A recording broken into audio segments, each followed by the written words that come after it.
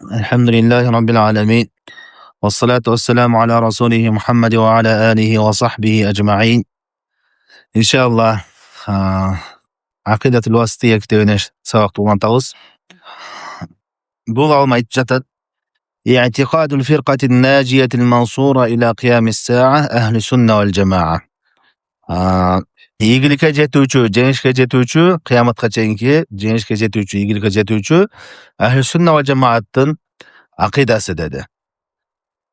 Бул жерде айтып атат, ушул азыр мен төмөнкү мындан буяна эскере турган нерселерим, сөздөрүм бул баардыгы эмне? Ahli sünne vel cemaаттын ийгиликке жетүүчү, жеңишке жетүүчү Ahli sünne vel cemaаттын акыйдасы dedi.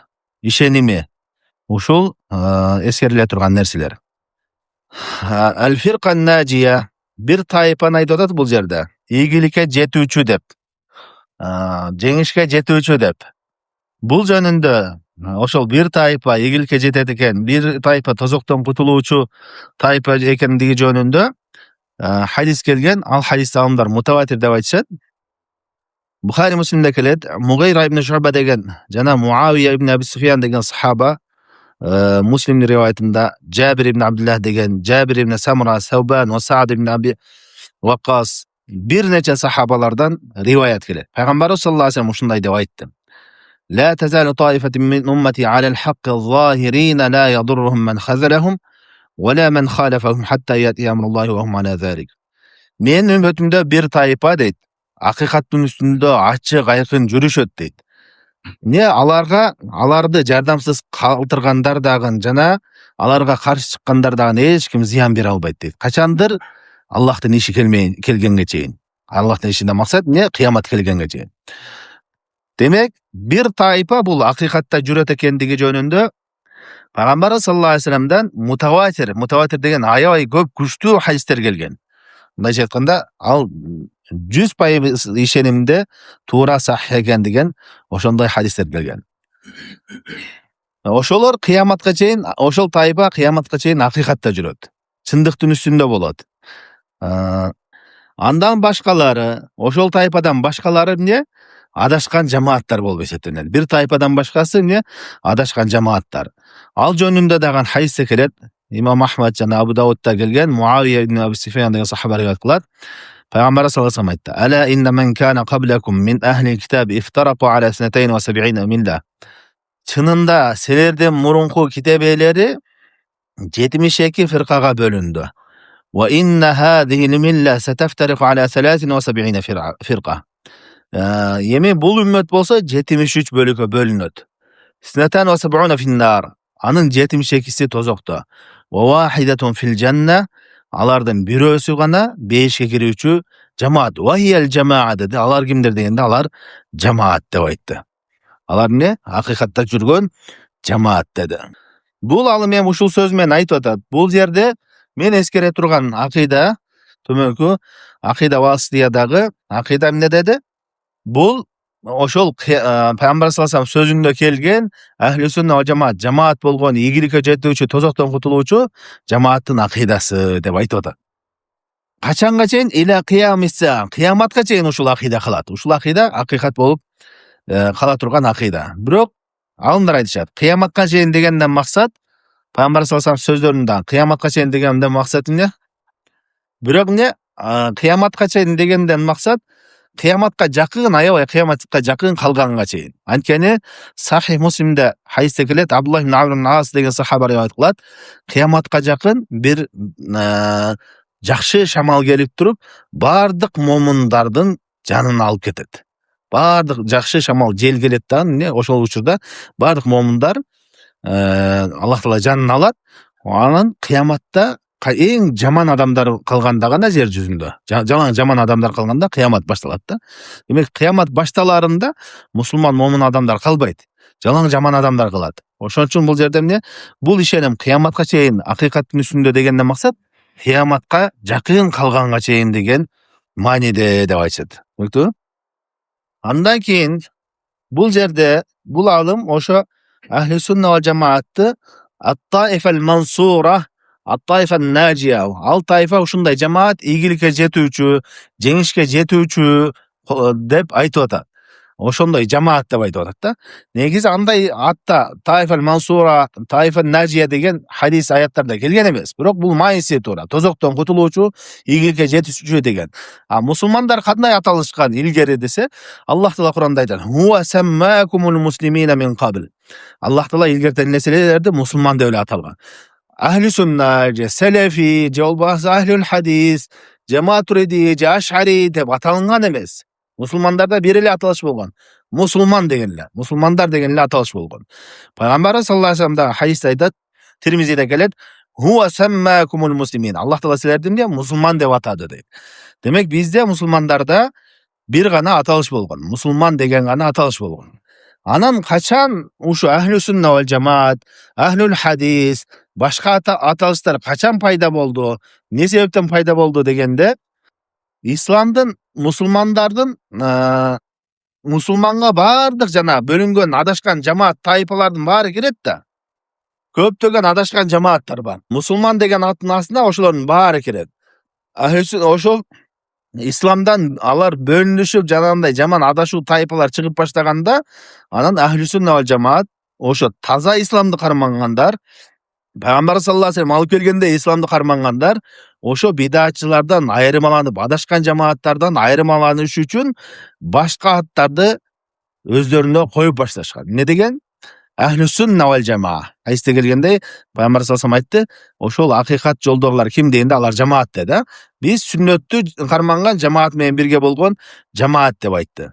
Ана ахли сунна вал жамаат дегенден кийин, мисалы үчүн биринчи мусулман деген аталыш келди. Мусулмандын астына жахмиттер, кадариттер, харижиттер баары келип кетет да. Ошондой аралашып кеткенде чыныгы таза исламды кармангандар айырмаланыш үчүн ахли сунна вал жамаат деген ат келип чыкты. Түшүндүңбү? Жамаат менен бирге болгон жана эмне сүннөттү кармангандар деди Пайгамбар саллаллаху алейхи вассалам. Андан кийин ахли сунна вал жамаат аталышы дагы кенең болуп калды. Ахли суннага дагы өздөрүнү биз да ахли сунна вал жамаатпыз деп киргизгендер пайда болгон. Анан ахлюл хадис деп аталышты. Хадис ээлери деп, хадисти кармангандар деп. Ошентип алардан болбогондор дагы ошентип ошол аттарга кошулуп алганда эмне акыркы учурларда селефи деп ат коюлуп башта, селефи депчи. Эмне дегенде селефу салихиндердин, сахабалардын, табииндердин жолун жолдогондордун. Бул сахабалардын арасында эле бидатчы жана сүннөт терчиген ахли сунна деп аталыш болгон. Абдулла ибн Аббас радыйаллаху анху айтат: Аллах Таала "Яума табияду вужухум ва тасвадду вужух" кыямат күнү кээ бир жүздөр нурланып агарат, кээ бир жүздөр эмне карарат дегенде, ушул аяттын тафсиринде Абдулла ибн Аббас айтат: ахли сунна вал жамааттын жүзү жарык болот, жарыктанат, агарат, нурланат. Ал эми ахли бидатчылардын нурлары жүздөрү болсо карарат деп айтып атат да. Бул жерде эмне? Мусулмандарды ахли сунна, ахли бида, сүннөт ээлери, бидатчылар деп бөлүп атат Абдулла ибн Аббас. Түшүндүңбү? Кээ биркилер айтат да, биз ахли суннабыз деп айтсаң, эмнеге мусулманбыз эле деп койбойсуң? Мусулманмын десең, мусулмандын ичинде толтура жамааттар бар. Андан кийин ахли сунна деп дагы көптөгөн жамааттар өздөрүнү ахли сунна деп алышкан. Ахлюл хадис деп алышты. Андан кийин имам Ахмад рахимахулла айтат: Таифал Мансура, ийгиликке жетүүчү акыйкаттагы жамаат дейт. Алар ким деди? Иллам якуну ахлюл хадис фала адри манхум. Ошол ахли сунна вал жамаат бул ахлюл хадис болбосо, анда билбейм ким ахли сунна вал жамаат деп айтты. Ахлюл хадистен максат бул жерде хадис илиминин тахассус жана хадис илимин окуган адамдар эмес. Жалпысынан эмне? Пайгамбар саллаллаху алейхи вассалам сүннөтүнө сахабаларды жолун ээрчигендер ахлюл хадис деп аталынган. Кээ бирде мисалы үчүн бир алым хадиси менен алек болушу мүмкүн, бирок эмне акыйдасы туура эмес болушу мүмкүн. Ал ахлюл хадиске кирбейт. Мындай терминде кирбейт. Ал эмне? Ошол жана хадиси менен алек болгон деген профессия катары мындай термин менен кирет. Бирок эмне? Жолу ахли сунна вал жамааттын деген мааниси келип чыкпайт. Ошондой эле эми селефи деген сөз дагы, термин дагы кече эле келип чыгып калган термин эмес. Илгерки алымдарда дагы болгон. Захаби рахмахулла Даракутни деген алым жөнүндө айтат. Айтат: "Лам ядхулу ар-раджул абадан фи илмил калам ва ал-жидал." Даракутни деген алым дейт. Ал ушу ахли сунна вал жамаат селефи болгон. Эмне деп атат? Ал философия илимине, талаш тартыш жана философиялык илимдерге, илмил каламга такыр кирген жок дейт. Ага аралашкан жок дейт. Ve la khada fi zalika. Al nersege hiç kандай kiri bizildengen de yok deydi. Bel kana selefiyen deydi. Al ne? Çınığı selefi bolgan deydi. Daraqutni al ve ilgerki alımlardan. Daraqutni'nin ne deydi? Zahabi rahimehullah deydi. Demek selefi degen söz keçile payda bolup kalgan jok. Demek Daraqutni aytып атат, ошол ал жана философиялык, илмил калам, силмил каламдарга кирбейли, Куран сүннөттү караман ошо салафтардын жолун карамаган ал салафи болгон дейт. Демек салафи деген сөз бүгүн гана чыгып калган сөз эмес. Ошондой эле Шейх Исlam Ибн Теймия айтат. Ла айба ала ман азхара мазхаб ас-салаф ва интасаба илейхи ва атазза илейхи. Kimde kim salaf-ı salihindерге жолуну ачыктап көргөзүп, ошолорго өзүн таандык кылып, ошону менен сыймыктанган болсо, ага эч кандай айып жок дейт да. Мен салафимен, салаф-салихиндердин жолун жолдойм, ошолордун ошо менен сыймыктанам, ошону карманам десе, бул эч кандай айыптуу иш эмес дейт. Teskerince dedi. Bel yecibu kabul zalike minhu bil ittifaq. Fa inna mazhab as-salafi la yakunu illa haqqan. Teskerince dedi. Birөө men özüm salafimin деп аткан болсо, ошо салаф салихиндердин жолун карманып аткан болсо, сахабалардын табииндердин жолун карманып аткан болсо, андан дейт, ижма дейт, биз ошону кабыл кылышыбыз керек дейт да. Анткени салаф салихиндердин жолу бир гана чындык гана, акыйкат гана болот дейт. Сахабалардын табииндердин жолу ал акыйкат чындык. Кимде ким ошолордун жолуну ачыктап, ошолордун жолун карманып, өзүн ошолорго таандык кылып аткан болсо, мен ошолорду ээрчийм деп аткан болсо, андан не? Аны биз андан кабыл кылышыбыз керек дейт. Шейх Ислам Ибн Теймия рахмаллах айтат. Эч бир тайпа бидатчылар өзүнү салафимин деп, салаф салихиндерге өзүнү таандык кылып интисап кыла албайт дейт. Не себептен дегенде, эгерде ал өзүнө салаф салихиндердин жолуну жолдойм, салафимин дей турган болсо, аны карайбыз дейт. Ал чындап эле салаф салихиндердин жолун жолдоп аткан болсо, эмне? Анда салафи болот. Бирок ал бидатчы болгон болсо, дароо эле анын айыбы ачылат дейт. Анткени сахабалар кылган эмес, табииндер кылган эмес, сен жаңы жол менен келип атасың деп. Ошон үчүн алардын жолу айыбы ачылып калат. Ошон үчүн ал өзүнү салафимин деп салаф салихинге таандык кыла албайт дейт да. Качан бир учурда гана таандык кыла алышы мүмкүн? Эгерде илимсиздик таркаса, жахилдик көбөйгөн болсо, адамдар билбей калган учурда, салафия эмне, салаф салихиндердин жолу эмне, алардан кийинки бидатчылардын жолу кандай, адамдар айырмалай биле албай, илимсиздик көбөйүп, жахилдик көбөйсө, ар ким айта бериши мүмкүн. Мен салафиямин деп алат, бирок эмне, салаф салихиндердин жолуна каршы иштерди кыла берет. Эгерде илим бар болгон болсо, чыныгы эле тактап келе турган болсоң, бидатчылар эч кимиси өзүнү сахабалардын жолун жолдоп атам, табииндердин жолун жолдоп атам деп өзүнү таандык кыла албайт дейт. Анткени кылган ишини дароо эле ошолордун жүргөн жолуну ошолордун ишине салыштырсаң, анын жүзү ачылат деп айтып атат. Эми бул жерде бир негиздүү маселе, ага токтолуп кетишибиз керек кененирээк. Акыйкатта жүргөн, жогоруда айтып өттүк, акыйкаттагы чындыкта туура жолдо жүргөн жамаат бир эле исламдагы жамааттардын ичинде бирөөсү гана туура болот. Бул да туура, баарыбыз эле туура деген нерсе болбойт. Акыйкатта жүргөн бир эле тайпа. Бул жөнүндө Пайгамбар саллаллаху алейхи вассалам жогоруда эскерилген хадисте айтты: "Ла тазалу таифатун мин уммати алал хакки захирин." Менин үммөтүмдөн бир тайпа кыяматка чейин ошо акыйкатта жүрөт деди. Ал акыйкатта жүрөт дегенде бир тайпа кээде бир жерде ачык айкын кенен таркап жүрүшү мүмкүн. Башка бир өлкөдө алсыз болушу мүмкүн. Бирок жоголуп кетпейт ал. Бир өлкөдө такыр жок болушу мүмкүн, башка жерде бар болушу мүмкүн. Жер жүзүндө ошо акыйкат эч качан жоголуп кетпейт. Кээде көпчүлүк болушу мүмкүн, кээде аз болушу мүмкүн. Түшүнүктүүбү? Бул жөнүндө сахих хадистер Бухари Муслимде келди. Андан кийин Пайгамбарыбыз саллаллаху алейхи вассалам экинчи маселе, мону жакшы билип алайлы. Пайгамбарыбыз саллаллаху алейхи вассалам үммөттү 73 бөлүккө бөлүнөт деп айтты. Үммөттү 73кө бөлүнөт. Ошонун ичинен бирөөсү гана акыйкатта калган эмне? Адашууда, тозокко кирүүчүлөр деди. Бул хадисти биринчиден сахих деп илгерки алымдардан бир нече алымдар, кимдер? Тирмизи рахимахуллах. Тирмизи деген бул хадис илимдеринин имамдарынан илгерки. Жана ошондой эле кийинки алымдардан Хафиз Ибн Хажар деген хадис илиминен аябай күчтүү алымдардан. Ибн Касир рахимахуллах. Жана ошондой эле Шатиби рахимахуллах, жана ошондой эле Байхақи рахимахуллах, жана ошондой эле Лалакаи рахимахуллах. Бир нече алымдар Ошо пайгамбарыбыз саллаллаху алейхи вассаламдын ушул сөзү сахih, ушул хадис сахih экендиги жөнүндө өкүм берген. Ошондуктан сахih деп өкүм берген. Мындайча айтканда достоверный, туура хадис деп. 73-кө бөлүнөт мусулман үммөтү. Ошолордун бирөөсү гана туура, 72-си не тозокто деген хадисти. Бул сахih экендиги жөнүндө илгертен бир нече алымдар ушундай өкүм берип келишкен. Бүт алымдар эле хадис илиминдеги ошол алымдары, белгилүү алымдар баары сахih деп келген. Качан муну ким даиф деп айткан? Бир гана Ибн Хазм рахимахулла бул хадисти даиф деп айткан. Ага чейин алымдар баардыгы сахih деп келген. Андан кийин Ибн Хазм атынан жакында чыккан Захид аль-Каусари деген алым болгон. Ошол ал өзү эмне ашарит болгон, жахми акыйдасында болгон да, ошол эмне ошону даиф дегенге аракет кылган. Ага чейинки алымдардын баардыгы сахih деп келген. Эми Ибн Хазм рахимахуллахтын аны даиф деп айтканда эки нерсени түшүнүп алайлы. Биринчиден ал хадисти даиф деп айтканы менен бирок хадистин маанисини туура деп тастыктаган ал.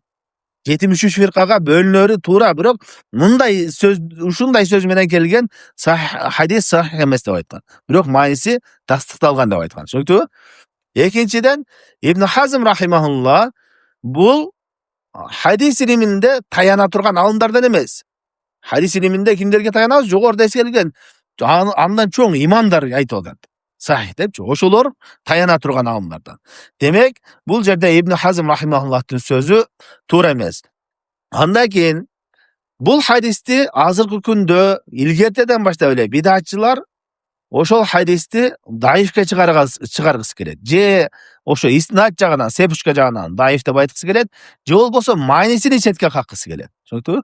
Не себептен дегенде, биринчи себеп эмне? Анткени эгерде акыйкат бир эле таифа дей турган болсок, акыйкатта жүргөн жамаат бир эле жамаат, алар кимдер? Куран сүннөттө сахабалар, табииндер түшүнгөндөр деп айта турган болсок, анда ошону карманбаган, ошол жолдо жүрбөгөндүн баардыгы адашкан бидатчы болуп калат. Ошонун негизинде алар өздөрү да бидатчы болуп калат. Жана көптөгөн жамааттарчы. Ошентип өздөрү бидатчы болгусу бизди бидатчы дебесин деп, биз адашкандардан болуп калбайлы деп, ушул хадисти даифке чыгарганга аракет кылат. Түшүнүктүбү? Экинчиден кээ бир жамааттар эмеге аракет кылат. Ал акыйдасына карабайт. Туурабы, туура эмеспи? Биз мусулмандар биригишибиз керек. Кайсы жолдо болсоң боло бер, бирок биз эмне кыскасы көбөйүшүбүз керек, көп болушубуз керек, жамаатты топтошубуз керек деп баардык жамааттар менен бирге берет. Керек болсо рафидиттер менен, шиялар менен, керек болсо кээ бир ошо жамааттардын уюмдарында жанагындай жоопкерчиликтүү бир мансаптарында христиан, насранилер да бар. Баарын эле биз бирге боло беребиз деп чогулта бергендер. Бул хадис илифтирак, бул хадис жана пайгамбар саллаллаху алейхи вассалам мусулмандардын бөлүнөт экендиги жөнүндө, акыйкатта тайпа бир эле жолдо экендигини айтылган хадис алардын жолуна каршы келет. Не? Баарын алардын жолунда жүрсөң адашкан болосуң, тозокко татыктуу болосуң деген майни аларга каршы келет. Ошон үчүн бул хадисти эмне кылат? Туура эмес, сахih эмес дегенге колунан келишинче сахih эмес дегенге аракет кылышат. Эми бул жерде пайгамбар саллаллаху алейхи вассалам 73кө бөлүнөт, куллуха финнар, бардыгы тозокто дегенде бирөөсү гана ийгиликке жетет деп айтты. Алымдар айтат. Бул жерде 72си ал тозокто деген мааниси капыр деген маани эмес. 72 бардыгы мусулмандар. Мусулман, бул алымдардын арасында ижма болгон, талашсыз, алар мусулман экендиги. Түшүнүктүбү? Шейх Ислам Ибн Теймия эскерет, 72 жамааттын бардыгы мусулмандар. Бирок эмне? Тозокко татыктуу деген мааниде. Экинчиден ошол 72 бардыгы тозокко кирет кескиндүү түрдө деген маани эмес. Алардын кылган иши, адашкан жолу тозокко кирүүгө татыктуу. Алардын жазасы тозокко татыктуу. Бирок акыреттин жазасы дүйнөнүкүдөн айырмаланат. Не? Аллах Таала аналардын эсинде үзүрлүү болсо кечирет, же болбосо кээ биркилер тооба кылган болушу мүмкүн, ар кандай абалы болушу мүмкүн. Ал акыретте ар бири тозокко кирүүсү шарт эмес.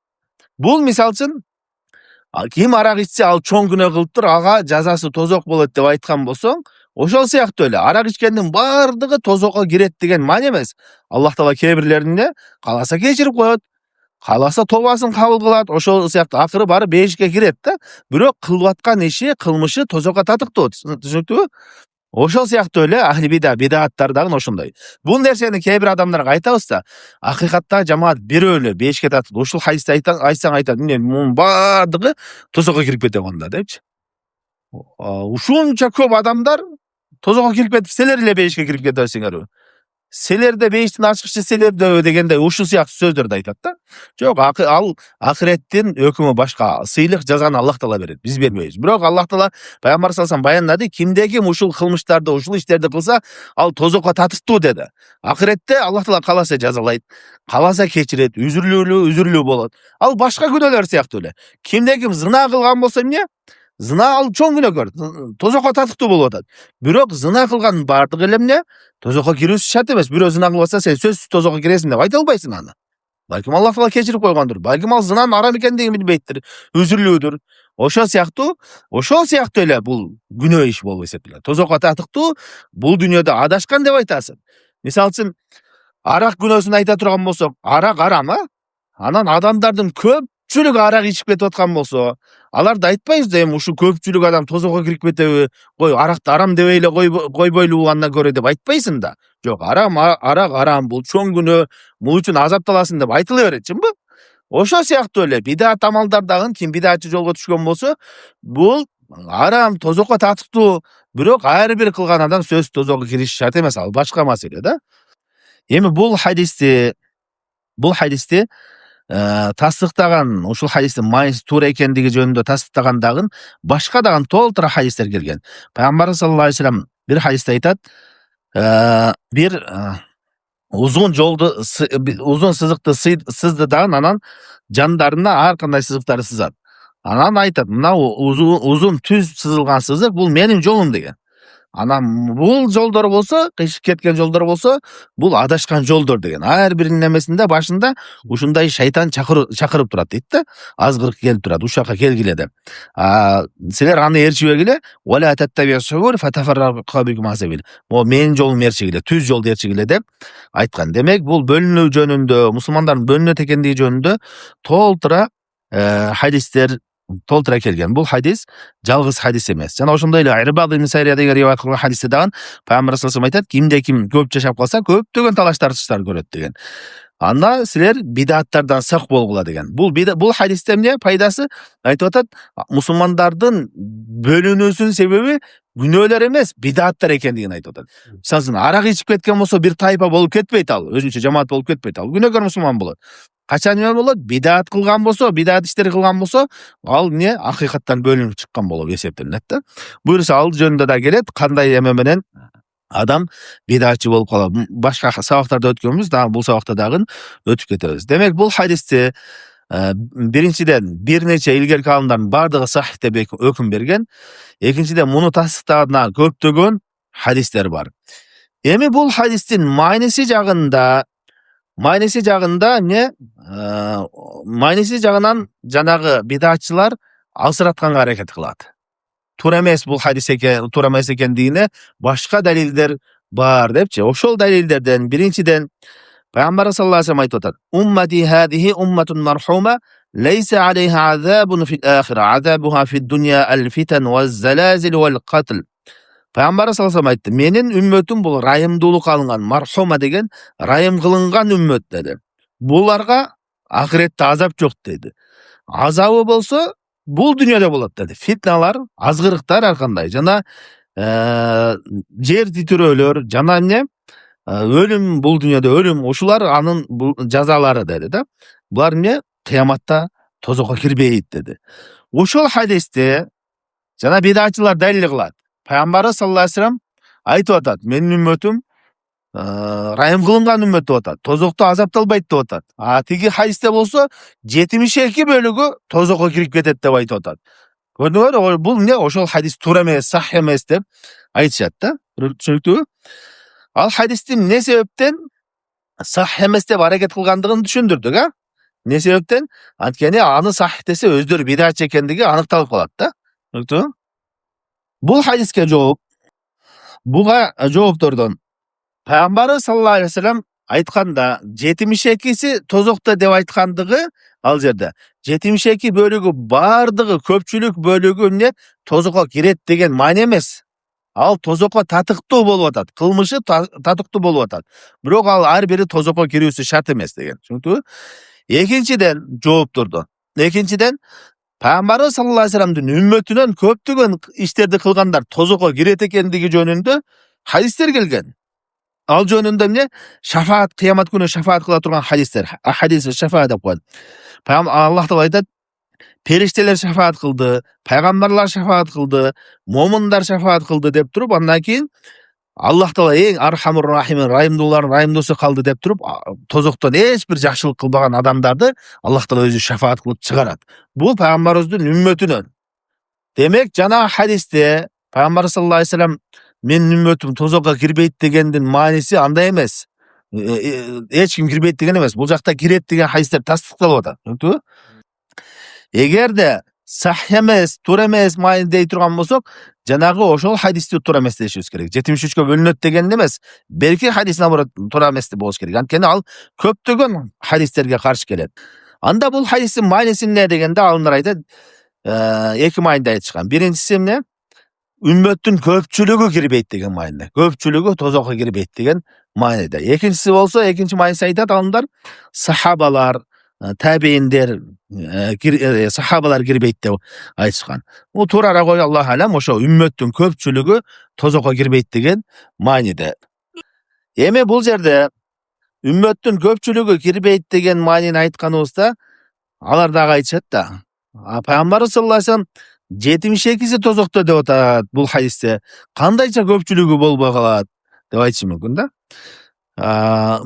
Буга жооптордон алымдар айтат, 72 фирканын кирүүсү, бир фирканын көп саны болуусу ал эмне үммөттүн көпчүлүгү болушу шарт эмес. Мисалы үчүн жакындатуу үчүн да 1000 адам боло турган болсо, 1000 адам.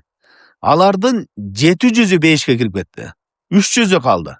Ошол 300'ü 72 тайпага бөлүнүп кетти дейли. 300'ü. 72 тайпа кирип кетсе, ошондо ким бейишке көпчүлүк кирип атабы, асылыкпы? Көпчүлүгү бейишке кирип атат. Түшүнүктүбү? Демек 72 тайпа кирүүсү менен ал көпчүлүк кирүүсү шарт эмес. Андан кийин экинчиден алардын 72'нден бардыгы кескин түрдө кирет деген мааниде эмес да. Жана айтып өттүк, кирүүгө татыктуу болгон эмелер. Кирүүгө татыктуу болгон. Үчүнчү жооп, алымдардын үчүнчү жообу эмне дейт? Биз жана пайгамбар саллаллаху алейхи вассалам хадисини булар каршы чыгып аткан, алып келип аткан, далил кылып аткан хадиси пайгамбарыбыз бул үммөт, райым кылынган үммөт тозокко кирбейт деп айтпадыбы? Ошол хадистин негизинде эч бир алым айтпайт, биз мункар иштерди кайтарбай эле коелу, баары тозокко кирбейт экен депчи. Жаман иш кылып аткан болсо, арам иш кылып аткан болсо, буну кайтарбайбыз, баары тозокко кирбейт бул үммөт. Ушул хадистин негизинде деп айтышпайт да. Бирок арам иш кылып аткан болсо, арак ичип аткан болсо, зына кылып аткан болсо, кандай бир арам, ошондой эле бидат кылып аткан болсо, аны кайтарабыз. Бул эмне? Күнөө иш кылып атат, мункар иш кылып атат. Эгер кылсаң, эмне тозокко киресиң деп эле кайтарылат. Ошол сыяктуу эле эмне бидаттардан ошондой кайтарылат. Түшүнүктүбү? Андан кийин булар дагы эмне бир хадисти алып келишет. Пайгамбарыбыз саллаллаху алейхи вассалам айтты. Бухари Муслимде келген хадисте Абдуллах ибн Мас'уд радыйаллаху анху риwayat кылат. Атуридуна такуну рубу ахлил жанна. Силер бейиштин 4төн 1 бөлүгү болгоңар келеби деди. Калу наам, ооба деп жооп берди. Кала сулусу ахлил жанна, 3төн 1 бөлүгү болгоңар келеби деди. Ооба деди. Кала наам. Кала валлади нафси Мухаммад биядихи инни ла аржу ан такуну шатра ахлил жанна. Мухаммадтын жаны, нафсы колунда болгон затка Аллахка ант ичип айтам дейт. Мен силер бейиштин жарымы, бейиш элердин жарымы болуусуңарды үмүт кылам деп айтты. Ушул хадистин негизинде бул хадис-ил ифтиракка каршы келет. Хадис-ил ифтиракта көпчүлүк бөлүк, 72 бөлүк не болуп атат? Тозокко кирип кетип атат. А биз кантип жарымы болуп калабыз деген маани келип чыгат дейт да. Буга деле жогоркудагы эле жооптор. 73 болуусу көпчүлүк болуусу шарт эмес. Экинчиден эмне? 73 болгон болсо алардын бардыгы тозокко кескиндүү түрдө кирет деген эмес. Кирүүгө татыктуу болгон деген маанide. Түшүнүктүбү? Дагы кошумча жооптордон эмне? Ал жарымы болгондо, бейиш элердин жарымы болгондо, кээ биркилери тозокко кирип, тозоктон күнөөсүнө жараша азапталып, анан бейишке кирип, 5 жарым элери боло бериши мүмкүн. Demek bul hadis hech qanday jana hadisga qarshi kelbeydi. Andan keyinki hazırkı günde bizde de oşul şubhany kaytalap жүрүшөt. Oşol hadisти daifke çıgaram degenler. Ne deyt? Allah Taala Kur'anda aytıp atat. Kuntum hayra ummetin uhrijat lin-nas ta'muruna bil ma'ruf ve tenhauna 'anil munkar. Allah Taala aytıp atat. Seler ümmetin içinde en jakşısıňar, en adiletlүү bolduňar deyt. Nege? Jakşylykka çakyryp jamanlıktan kaytarganyňar üçin deydi. Emi bul bölünüp jarılуу jönünde kelgen hadiste Yahudiler 71'ge bölünüp atat. Nasraniler 72'ge, musulmanlar 73'ge bölünüp atat. Biz musulmanlar en jakşı ümmet bolup atsak, kantip biz uşunday köpçülükke bölünüp kalabыз. Demek Nasraniler, Hristiyanlar bizge karaganda jakşyrak bolup kalıp atat. Uşul ayatка karşı kelet bul hadis. Oşon üçin bu hadis daif dep aytышат da. Bu toğra emes. Buga jogoptordan ne? Birinci jogoptordan. Cemaatin köp bolusu, köp bölükö bölünüsü. Alardın sanı köp bolusu şart emes. Jana aytып ötkөндөй, 1000 adamdın içinden 700'ü hakikatta turup, anan 300'ü kaldı. 300'ün ne? Bölünüp jarılıp ketken bolsa, alar köpçülük emes de al. Oşonday mesela Nasranilerde 72'ge bölünse de Yahudilerde 73'ge bölünse, birok alardın sanı köp bolusu ihtimal. Bu bir tarafından. Ekinçiden bölünüp jarılığının türünde. Misal üçün musulmandardın bölünüp jarılууsu İslamdın içinde ele. Mындайча aytkanda bardygy jamaat 72, 73'ge bölünse dagы musulman boydan kalıp atar. Birok İslamdın günөө emelerge, buzukuluk sünnet joldan karşı çıkıp atat. Alardın bölünüsün türü ne? Kapırlık dengelge çıkıp. Kapırlık dengelde. Birösünde vakalet Yahudu Uzeyr ibn Allah, vakalet Nasara Mesih ibn Allah. Alar ne? Birösü İsa aleyhisselam Allah'ın balası da olsa, birösü İsa Allah'ın balası da olsa, oşo etip kebirlerim ne? Uyuga sıyınıp ketip, kebirler daha bir de sıyınıp ketip. Alardıkı kapırlık dengelde. Demek alardın bölünüsün türü musulmanların bölünüsün türüne karaganda jamanırak. Bu hadiste ayatga hiç kanday karşı kele turgan jeri jok. Buga жооп түшүнүктүү. Demek bu musulmanlar 73'ge bölünüsünde Yahudilerden jana Nasranilerden jamanırak bolup kalışı şart emes. Alardın bölünüsün türü jamanırak, jana oşondoy ele alardın sanı da köbürөөк bolушу ыктымал da. Andan keyin demek bu hadis sahih ekenligi janında köptөгөн ilgerki alımlar sahih dep öküm bergen. Ekinçide buga karşı dep dalil kılgan emelerin bardygy karşı turbay turgan dalilder. Alardy biriktirse bolot. Jana bul hadiste hiç kanday bir жаңы öküm alıp kelgen jok. Bardyk emeler başka hadisler menen dalilderge tasdiqtalgan bolup eseptelenет. Andan keyinki masele emi oşol Taifa Mansura ilgirke jetүүчү hakikattagı jamaat kim, kayсы jamaat degende alımdardın, ilgerki alımdardın sözlerini okusaňızlar, alar har kanday söz aytат. Kebirkiler aytat, alar jamaat dep aytышкан. Kebirkiler ne? Sawadul azam. Kara top, mындайча köpçülük taifa dep aytышкан da, köpçülük bolup жүрgөн taifa da. Kebirkiler mujtahid alımlar dep aytышкан. Bulardın bardygy mınдай bir bölügünü, bir sıfatını aytышкан da.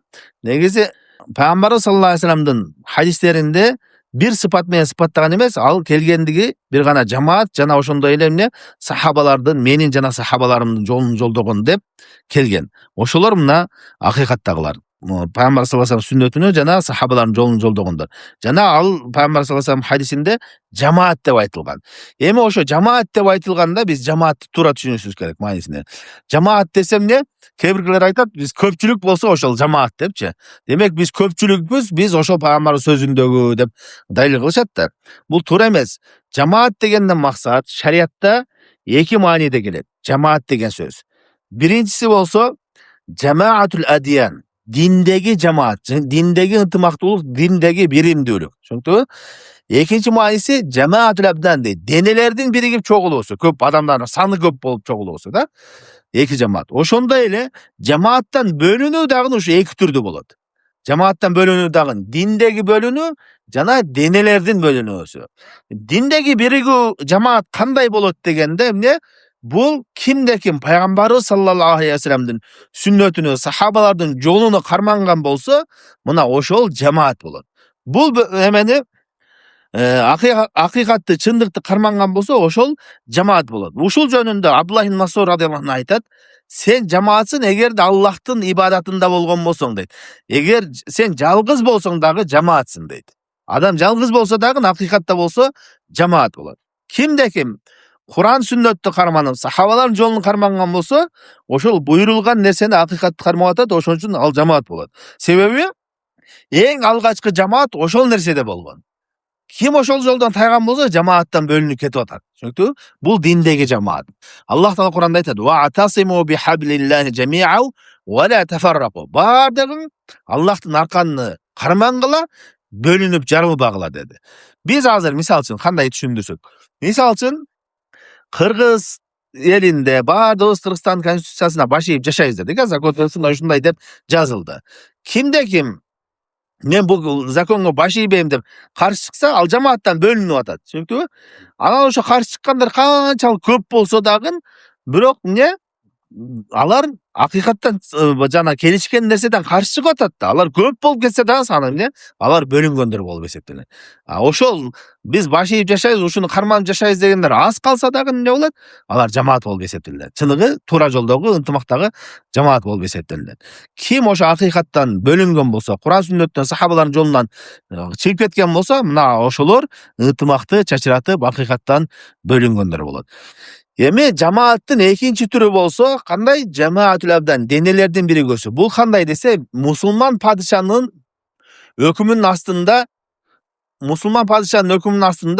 баш ийип, моюнсунуп жашагандык мына ушул жамаат денелердин биригүүсү дейт. Кимде ким мусулман падышаларга каршы чыга турган болсо, алардын буйруктарына баш ийбей турган болсо, азыркы күндө президенттерге баш ийбей, моюнсунбай, башаламандык кыла турган болсо, алар жамааттан бөлүнгөн болот. Демек, шариатта жамаат деген ушул эки мааниде келет. Акыйкатты кармануу жана ошондой эле эл башчыга баш ийүү. Бул жөнүндө, эл башчыга баш ийүү жөнүндө Бухари Муслимде келген хадисте Абдуллах ибн Аббас радыйаллаху анху риваят кылат. Пайгамбарыбыз саллаллаху алейхи ва саллям ушундай деп айтты: "Мен ра'a min amirihi shay'an yakrahu falyasbir." Кимде ким өзүнүн эл башчысынан, амиринен, башчысынан, ким азыркы күндө ошо президенттер, мусулман болгон президенттерден бир жакпаган нерсени көргөн болсо, ага сабыр кылсын дейт. Fa innahu man faraqal jama'ata mata mitatan jahiliyya.